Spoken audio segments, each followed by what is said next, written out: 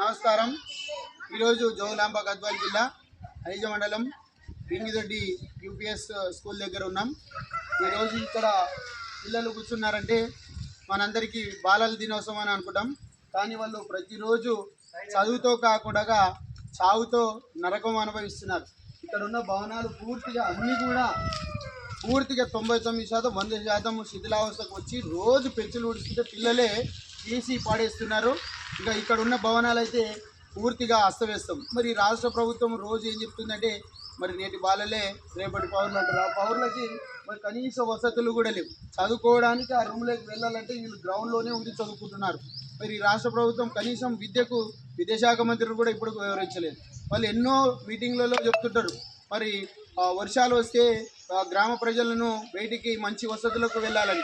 మరి అంటే ఈ పిల్లలు మరి ప్రభుత్వాలకు ఓట్లు వేయరనే, ఈ పిల్లలకు ఓట్లు లేవనే, వీళ్ళకు మరి కనీసం చదువుకోవడానికి వసతి కల్పించకపోవడం చాలా విడ్డూరం. మరి భవిష్యత్తులో ఇట్లాంటివి మనం పునరావృతం అయితే వాళ్ళకు ఏదైనా అపాయం కలిగినట్టయితే ఎవరు కూడా వారి యొక్క తల్లిదండ్రులకు తీర్చని లోటు. ఒక్కసారి మండల విద్యాధికారి కానీ జిల్లా విద్యాధికారి కానీ ఒకసారి వచ్చి చూడండి. ఇది నిజమైతేనే చేయండి. మరి ఈ పిల్లలకు భవిష్యత్తు ఈ విధంగా ప్రశ్నార్థకంగా ఉంది కాబట్టి మరి ప్రభుత్వం కూడా ఆలోచించి ఈ బింగిదొడ్డి ఉన్నటువంటి పాఠశాలను తనిఖీ చేసి మరి వెంటనే కొత్త స్కూలు మంజూరు చేయాలి. మరి కేంద్రం నిధులతో కూడా ఇక్కడనే ఉన్నటువంటి కొత్త స్కూలు పూర్తిగా నిర్మాణం కాలేదు. దాన్ని కూడా ఇక్కడ ఉన్నటువంటి ప్రజానాయకులు కావచ్చు, ప్రతినిధులు కావచ్చు, గ్రామంలో ఉన్న యువకులు కావచ్చు వెంటనే విద్యార్థులకు మంచి భవిష్యత్తు అందించాలని ఈరోజు కోరుకుంటున్నాం.